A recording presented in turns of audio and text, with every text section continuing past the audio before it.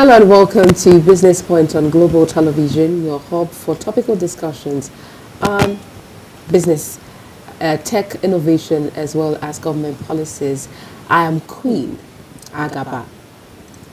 For decades, Nigeria's economy has been heavily reliant on oil revenues, a dependency that has left it vulnerable to global market shocks and price volatility.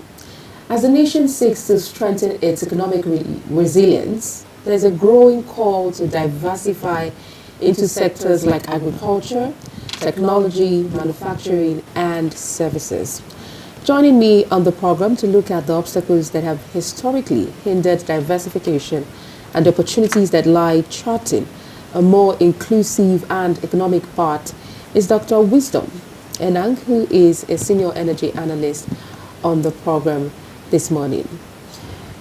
He'll be joined with me very shortly after this break. Please stay with us.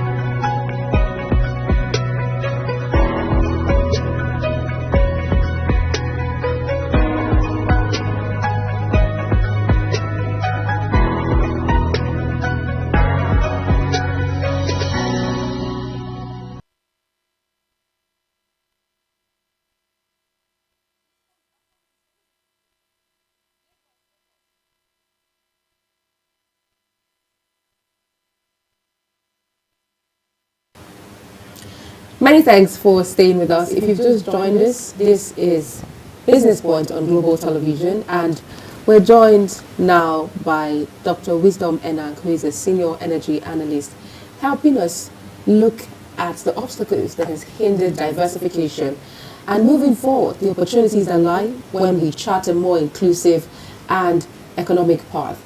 Many thanks for joining me, Dr. Wisdom.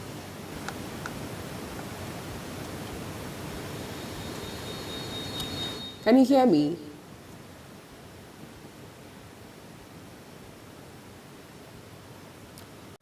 Okay, we've had several diversification strategies over the years.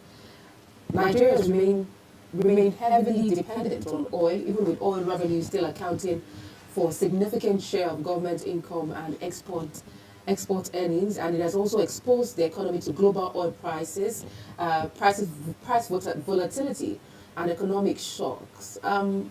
Let's look at the primary barriers that has prevented us from achieving true economic diversification.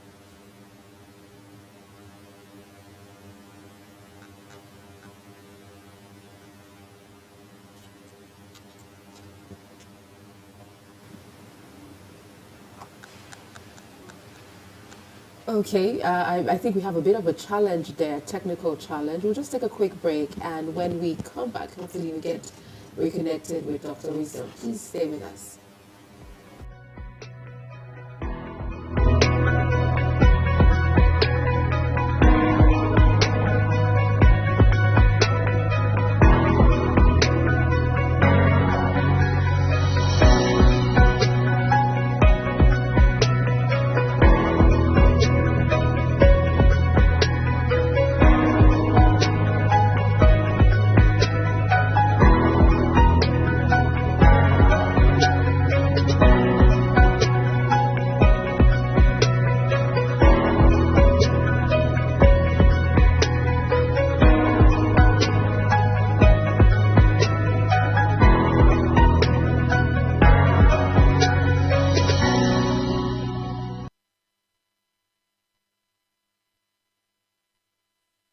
Business Point on Global Television. The business world can be dynamic and unpredictable, with headwinds and volatility sometimes becoming an obstacle for players in the business and economy landscape. Watch Business Points on global television as Samuel Oji walks you through the twists, turns, and curves in bands, stocks, and crucial market indices from a global standpoint. Watch Business Point weekdays on global television at 11 a.m. West African time. Business Point. This is business.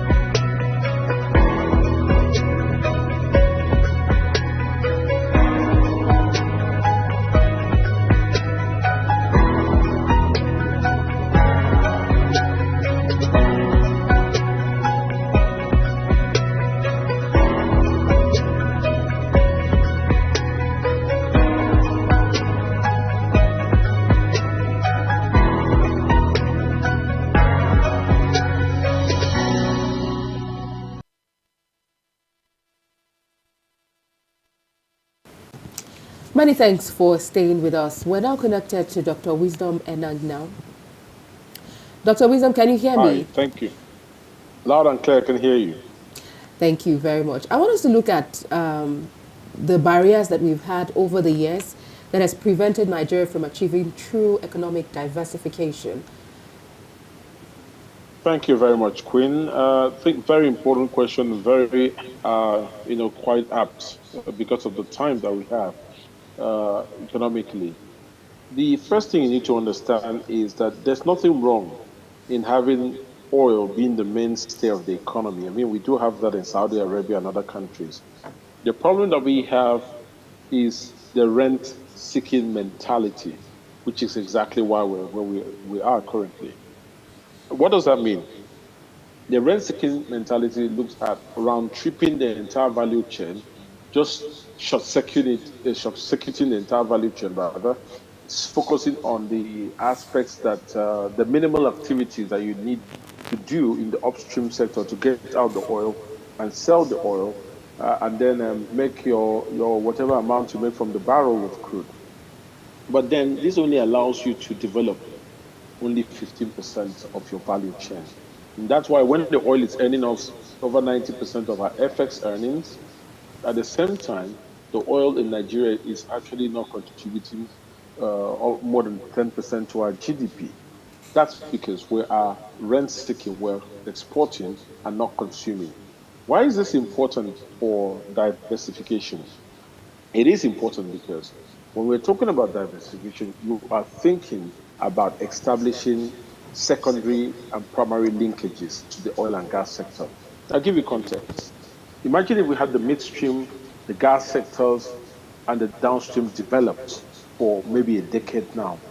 You can imagine the economic importance of those advantages of having that in place. You can also imagine the secondary and tertiary, companies, industries that will have to come up to serve those primary industries. So where you have a midstream sector, you have to have services being provided to them. So there'll be service companies that will spring up from there. Service companies doesn't have to be technical. They could be non-technical. It could be medical related. It could be occupational health related. So there's a number of things that will spring up. That constitutes the 85% of the value chain that we're currently losing. And that would have been the primary step to diversify our economy. Now, let's tie that back to other areas like agriculture. If you then take, let's say, what is the feedstock for fertilizer? It's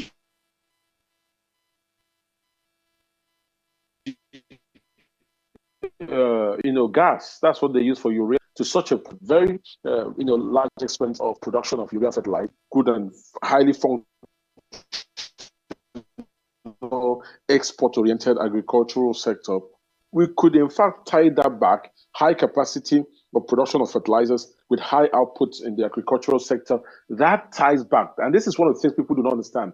The oil and gas sector gives you not only the money to run your economy, but it gives you the feedstock that's required to power other sectors. Even the pharmaceutical sector, a lot of it relies on gas. So because we haven't opened up the areas of the petroleum sector that we ought to have opened up. That's why we're struggling, and it's all down to the rent-seeking idea. Okay, thank you very much, Dr. Wisdom. Now, we know that oil revenue overshadows other sectors, and it also leads to, we've had lack of attention and underinvestment in areas like agriculture, like you mentioned, and manufacturing, and also technology. And it has also contributed to joblessness, and we've also had economic disparities and weakened economic resilience. I want you to tell me how definitely there's been over reliance on oil and oil revenues, and that has affected other sectors of Nigeria's economy. Let's look at how much, it has affected these areas, agriculture and technology particularly. Like I said, I mean, a number of things. It's not down to the fact that oil and gas has made everyone not, by nature, not look at those sectors. It is down to our ability to run an integrated economy, just like I spelled out. If you are running your oil and gas transactions, for example, yeah, as I said, if you expanded the transactions, the volume of transactions would have meant that we ought to be running would have meant that we would need more fintech, for example, to give us payment solutions to run those volume of transactions or those unique transactions between various customers. That's on one part. So we have, a sector that has been designed to midwife other solutions to that sector, the problems that the sector is going to face. That's one on one part. Like I said, in the agricultural area, there is a lot of value chain within the agricultural area. Yes, you're right. Just to speak to the point that you made earlier, that we have not paid attention, but I think that is even less worrying. Not paying attention is less worrying than not understanding how one sector of the economy ties to the next sector. So there's no progressive development. Because if we understood it, then we would have known that developing the oil and gas sector to its full potential would have given birth to all of this. Now, let me give you context. When you're developing the oil and gas sector, one would say, how does that affect manufacturing? It does affect. If you do not import technology and you domesticate technology, what does that mean? You have to domesticate, you have to standardize your technology to apply in your own climate. Remember, when you look at technology, there are code requirements, what we call the professional code requirements for each technology. But those are broad code requirements for the particular technology that you're looking at. So a code requirement could be Association of, American Association of Mechanical Engineers. That's a code requirement that says this is per the design and the engineering rules. This is how it ought to operate. Then there's also the regulations aspect, which talks about how you utilize it in that country. Then there are also directives, but you cannot give technical directives if you do not domesticate your technology. So at this point, rather than just being middlemen that are importing technology for the oil and gas sector, we would have even had manufacturing hubs that are already producing components, equipment, and recertifying some of this equipment for the oil and gas sector. So you now see how it affects manufacturing, you now see how it affects agriculture, but we haven't been able to achieve it because we're only doing rent seeking and we're comfortable leaving it there and not expanding through the various value chain of the oil and gas sector to a point where we've lost 85% of that value chain over the last 60 something years because of the rent seeking mentality. This is a very sad reality that we're facing ourselves. And right now we're playing catch up. We're playing catch up at a time where a lot of the funding opportunities that we would have leveraged to expand those sectors and even invest actively in those other sectors is gone. Now, there's something I want to clarify here while talking about this, the interplay between the oil and gas sector and other sectors. I'd like to say something. There's a difference between a market need and a market opportunity. And that's one thing we need to understand. Fine. Why are we having a situation where people are not coming in to expand into those sectors, private sectors, like are not coming in to say, look, let's open up and produce the gas reserves and all of that? It's because there's a market need for gas, for example, to open up the agricultural sector. But is there a market opportunity? That's the other thing. Are the government actively opening up areas in the agriculture that are ready to take up this gas. I mean, when I mean areas, bankable areas that are ready to take up this gas. Yes, we know the need. We need to grow our capacity for production of food. But then without an ample market that has been put together through a very good fiscal framework, that has been put together through some very good economic incentives, that have been put together through some very good, design or policy design to make sure that we get people to key into those areas and develop it, then we will never go from a point where we go from the need to the market. So part of why we're where we are at the moment is that we have a market need, but we don't have a market opportunity to do the cross-pollination and expansion from the oil and gas sector to the other critical sectors in an integrated manner. So how do we go about this, knowing that, for us to take advantage of, or better still, develop other sectors in Nigeria's economy, we have to develop the oil and gas sector to its full potentials.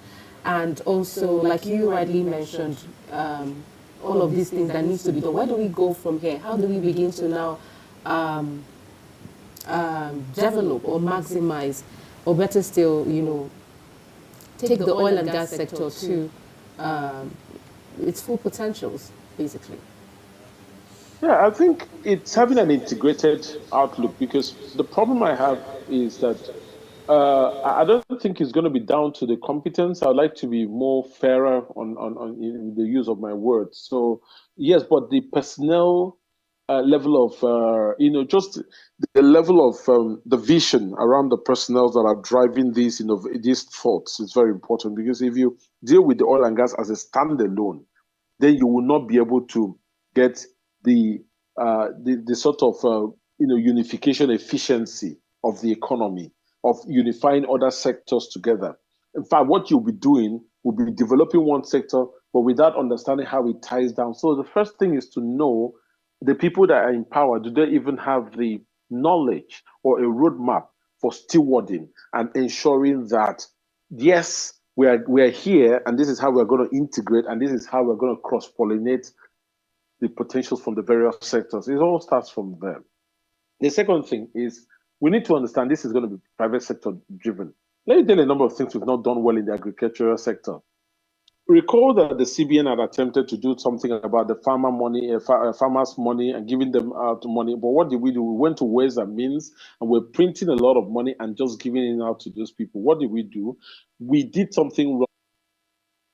The effectiveness of our inputs. So when you're looking at three things, you're looking at policy intent, you're looking at policy in design, and you're looking at policy outcomes. Now, your policy intent could be very great, but if your implementation does not have a feedback loop where you have objective metrics that you measure the results that you're getting out, then of course there's nothing. And I'll give you a context. Every now and then we have different members of parliament. We call them MPs, but whether it be in the State Assembly or the National Assembly or the House of Rep, of which are comprises of National Assembly, House of Rep, and the Senate, we have them do a lot of empowerment programs. And one thing happens, they give out a lot for the empowerment programs, but there is no rhetoric around how much has the people that you've given out this thing developed themselves with this opportunity. So overarchingly, we are lacking the philosophy of accountability and feedback. We only have the philosophy of giving. So we always think that empowerment is government should give fertilizers, the government should give seedlings. How do you know that those seedlings are not sold? And how do you know that they're not put into boats and transported down to Cameroon? How do you know this? So there is no feedback mechanism. So it all starts with developing putting out the right skill sets of people that should develop this sector in terms of appointments, and then putting out the right fiscal incentives, but also making sure that there's a feedback mechanism to measure progress. Also make sure that there is a feedback mechanism for you to take corrections, leverage on lessons learned. Right now, we are repeating a lot of the mistakes that have been done in past administration, but nobody's talking about the lessons learned. These are things that we can do, because when you talk about the idea of boosting the confidence of the, of investors in the country, it all starts with little things like this: bankability, the body language that you're putting out, the consistency of your policies, and all of those. Those are things that will give them the encouragement. The other thing that we need to do is it's quite a good thing that we're opening up the energy fund for Africa, because we need to also take cognizance of the fact that because we've missed the opportunity that we should have developed these sectors, a lot of investors have moved on to other parts of the world. They've moved on in their interest. So we need to increase our fiscal incentives to attract them. But more so, we also need to think about funding our technology and implementing some of those infrastructure development projects within the African Energy Fund. Those are things that we need to start looking at. And I think even the fund that the CBN was putting together for energy projects are things that we need to start looking at. How well have those people utilized it? Because remember, in the legacy case, we have seen people get licenses for certain projects, go to AMCON in the past and get a loan, and those loans, they just live on those loans. They have no intention to develop their projects, and that becomes a routine for most people that became billionaires on AMCON loan. So the question is, how do we ensure that these leakages are plugged? Because insofar as we want to attract people, we need to make sure that we are giving them absolute value for money, and we have plugged all the areas where there are economic leakages in our value chain. Dr. Wisdom, but because of our time, I was going to ask about young population, particularly tech, and how we can also leverage tech to help us also, because while we're leveraging tech, that can also be a way we can also better the oil sector and other sectors of Nigeria. But let's look at, hopefully we get to bring you again on the show to talk more on these areas. But let's look at lessons that we can learn from maybe other countries that have successfully been able to diversify their economies, and one or two that we can take from there. All right, so I'm going to give you some lessons in agriculture all the way from New Zealand. New Zealand accounts for a lot of the agricultural products that are being supplied in most parts of, say, in the US and all of that areas that are being exported. But agriculture is their mainstay in New Zealand, but they have other things. Now, one thing that works for the New Zealand people is that they were able to create clusters, industrial clusters, whether it's for agriculture. So there are expanse of lands that are quite designed in a way that, whether it means you taking farming inputs to those farms or being able to create the right infrastructure to take out the outputs down to the farm, or having the cooperative societies to be able to interface with those who are buying from the farms, and then having the right regulations, the right standardization for exports. Those guys have done their work well. So there's an expanse of land where they have their National Agricultural Reserve. That's one of the things that works. Now, talking about standardization is quite important. We see Nigerians here and there that are shipping food products to the UK, but just at a very much personal level. I think the government can do a lot more to support people like that. There should be that support for farmers that are looking at being export-oriented and supporting them. That's one thing that could be done very well to help the agricultural sector. I did talk about the need for funding and support. Tech is quite important, just to add to the context, because, as I said, what tech does is to adapt a technology that we do have, but in an ingenious and novel way that solves a problem that is peculiar to Nigeria. You can't do that. What you're saying, you're simply asking me, Dr. Enang, how do we move forward with the challenges we have at the various states, integrating perhaps the research capabilities of the universities? Yes. We cannot move forward if we don't get those universities to be domesticating their research outcomes for the subnationals. It's not possible. When I was in the UK, I used to do research for even big companies, and in the University of Bath where I was. So the truth is that we need to integrate them. That technology is also create hackathon events, right? Bring those guys out, tell them the problems we're facing in Nigeria, tell them to prefer innovative solutions for prices for Nigerian problem, and integrate this solution into the wider economic framework. That is how we can get to integrate technology and even support those technologies that domesticate solutions to our problems.